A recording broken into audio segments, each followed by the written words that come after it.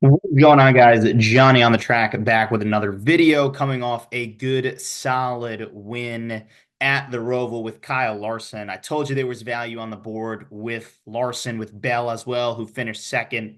And of course, Kyle Larson gets the job done. And not the most eventful race, but a decent Roval race. I mean, I still think that race should be changed to the oval. We should get 2 rounds of Charlotte like we used to do, the 600, and then add that playoff race back at the oval.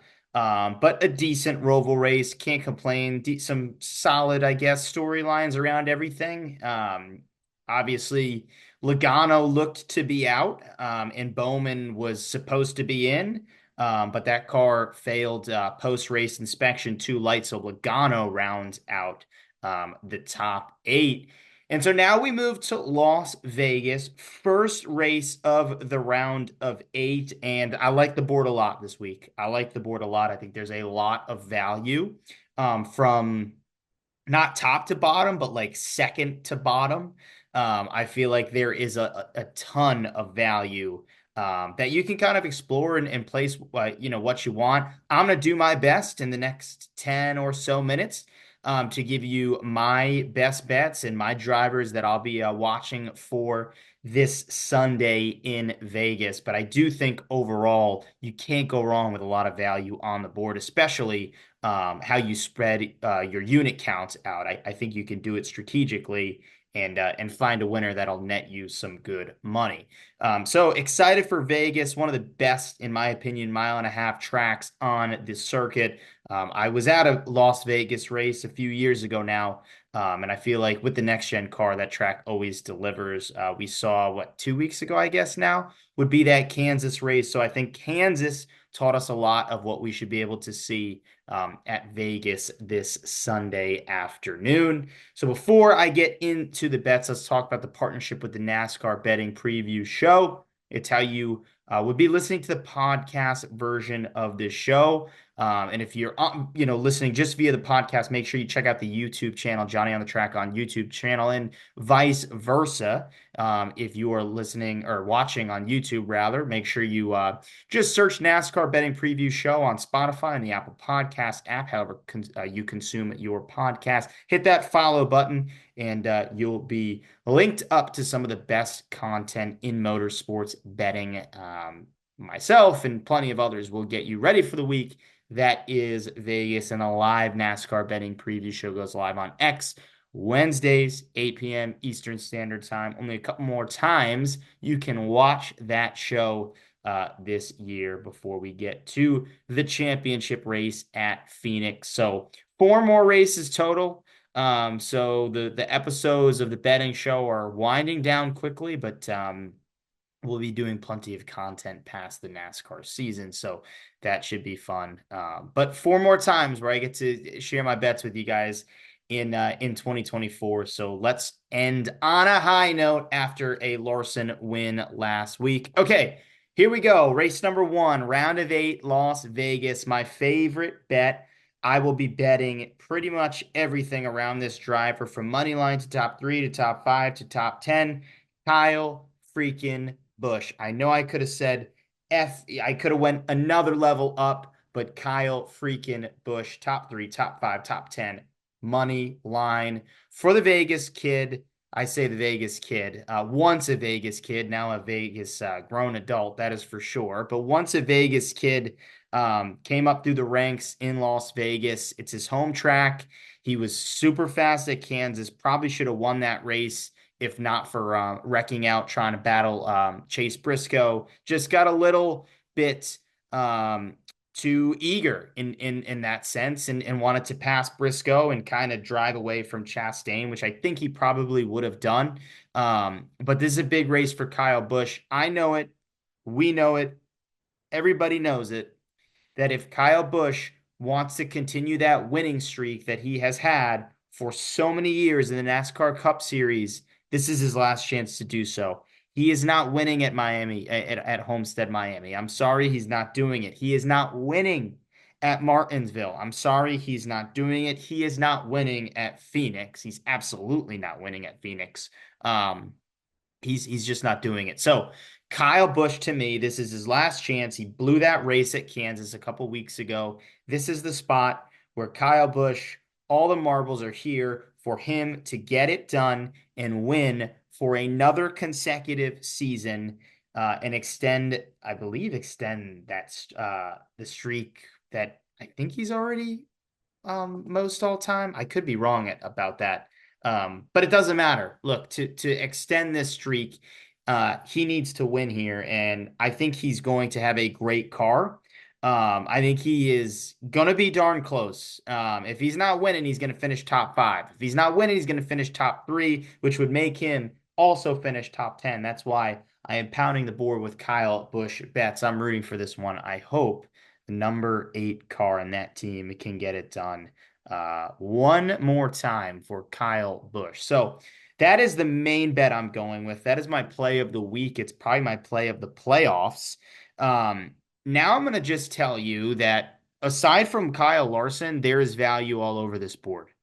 There just is. So on DraftKings Sportsbook, Larson at plus 300, I don't see the value there. I just don't. I know Larson is a machine at mile-and-a-half tracks. I get it. He's coming off a great run at the Charlotte Roval.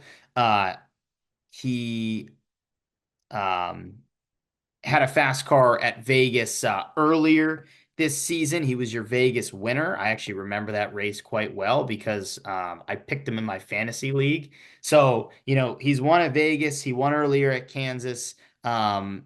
He's been really, really, really good at the mile-and-a-half tracks. He's always been in the next gen era really good. But I just think plus 300 is something that I can't bet that for Kyle Larson. I hope he slips up in practice. I hope he slips up in qualifying, and we can get it closer to 5, 6, 7. And then I'll take Kyle Larson because if you look, other than Larson at plus 300, then you go to William Byron at plus 750. I don't love that one either, but I do think there's pretty good value on getting a Hendrick Chevrolet at around that 7.5 to 8 to 1 number. Here's where the money comes: 8 to 1 at Bell, 8.5 to 1 at Hamlin, 9 to 1 for Tyler Reddick, who I know hasn't been great in the playoffs, but I still think Tyler Reddick is going to make it through to the championship 4. And to get him at 9 to 1, I love that. Chase Elliott at 12 to 1, Blaney at 11 to 1, Kyle Busch at 14. I'm seeing 15 to 1. How about Alex Bowman? After getting booted from the playoffs, you get a Hendrick Chevrolet at 28 to 1, a guy that has actually won at Vegas before, albeit a playoff overtime, or sorry, an overtime restart. But Alex Bowman has shown speed at mile-and-a-halfs all year, and he's won here. He has confidence, at this style of track. So to me, you look at this board. How about Chris Buescher, 35 to 1? This is a guy that finished, second at Kansas earlier this season and has been, was great at Darlington. Wasn't good at Kansas a few weeks ago, but still a mile-and-a-half winner this year, and also a guy that was a half a second less than that, but you know what I'm trying to say. Like, so close to beating Kyle Larson at Kansas. Chris Buescher 35 to 1. Like, the value is all over the place. In the way that this playoffs has gone so far, we can't be confident. We can't be 100% certain that one of these playoff drivers is going to win this race. So that, yeah, you can take a guy like Kyle Busch, a guy like Ross Chastain, a guy like Alex Bowman, Chris Buescher, who all have great odds. Ross Chastain is 16 to 1. He just won at Kansas, had a great car. So I look at this board. I think there is just a ton of value all over the place. If I had to rank, if I had to rank these drivers after Larson, number 2 to me would be Christopher Bell. Just because I think the way he runs and qualifies at mile-and-a-halfs is something special. I expect him to get through by winning one of these next three races and lock himself. He's my championship pick. I think he's going to win one of the next three races, whether it be here, whether it be Homestead, or whether it be Martinsville. But Bell to me would be the two. Okay. I would put Ryan Blaney at the three at 11 to 1. Well, okay, let me rephrase that. Um, Kyle Busch would be my two because I feel confident that Busch is going to have a great race here. Then I would put Bell. Then I would put Ryan Blaney because Ryan Blaney, really just all year has been really, really darn consistent just about everywhere we've gone, especially at the mile and a half for a Penske Ford. He's been great at the mile and a half. His teammates have not. Joey Logano has not been good at the mile and a half. But if you look, fourth at Kansas, what two weekends ago, he was fast at Charlotte. He's obviously won at Charlotte. Um, Third at Vegas earlier this year. So you look there, Ryan Blaney, I think, is going to have a really fast car. And this is where he kind of got hot last year, in the round of 12 and then this round to get to the championship four. So I like Ryan Blaney. Um, so Larson, one, obviously. Number two, Kyle Busch. Number three, Christopher Bell. Number four, Ryan Blaney. And then I personally would put the five at Tyler Reddick at 9 to 1.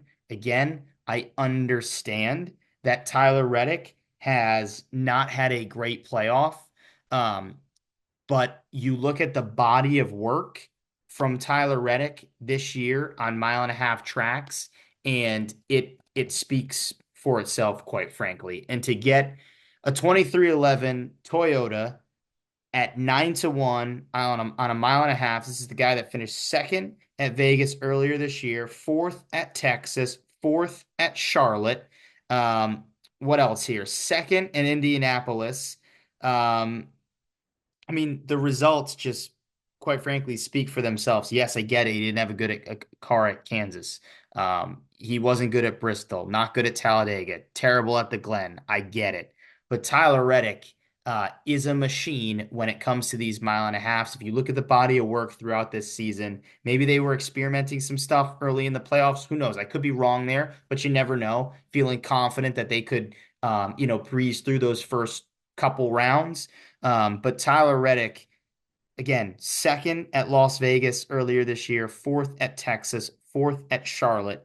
This guy to get it 9 to 1 in, looking for his first championship four appearance, I think Tyler Reddick is going to bring a very fast car and have a good shot to win this race. So those would be the guys that I would target from a money line perspective. I think they all have great, great value. And I understand if you want to throw in a Bowman there at 28 to 1, if you feel comfortable, of a guy like Denny Hamlin to get back to the championship four. I get it as well. I think, as I've said, there's value everywhere on this board aside from the favorite at plus 300. And I would argue William Byron at plus 750. I don't really see that, quite frankly, but I still get why people would take a Hendrick Motorsports Chevrolet, especially when his teammate is a huge favorite, and he's himself is still fighting for the championship four. But to me, I laid out again my top five there: Larson, Kyle Busch, Christopher Bell, Ryan Blaney, and Tyler Reddick at 9 to 1. So those are the guys that I will be targeting this weekend. Again, I'm going to pound the board with top three, top five, top 10 for Kyle Busch. I think Chris Buescher, as I look at the top 10 odds, have not dropped yet. But I think Chris Buescher for a top 10 is going to be right around plus money. I think that's a good one to take. I also would take Carson Hocevar, who has shown flashes throughout this playoffs as well as throughout this season on mile and a half tracks in that Spire Motorsports 77. Carson Hocevar plus 13,000 for the money line bet. So a top 10 for him is probably going to be around that 3 to 4 number. And I think there's some value taking Carson Hocevar for a top 10 as well.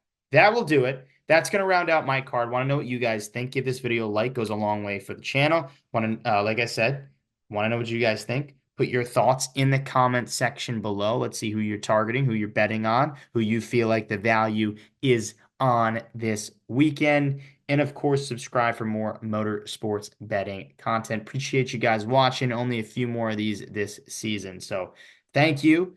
And of course, as we always say, let's win some money. Have a great one.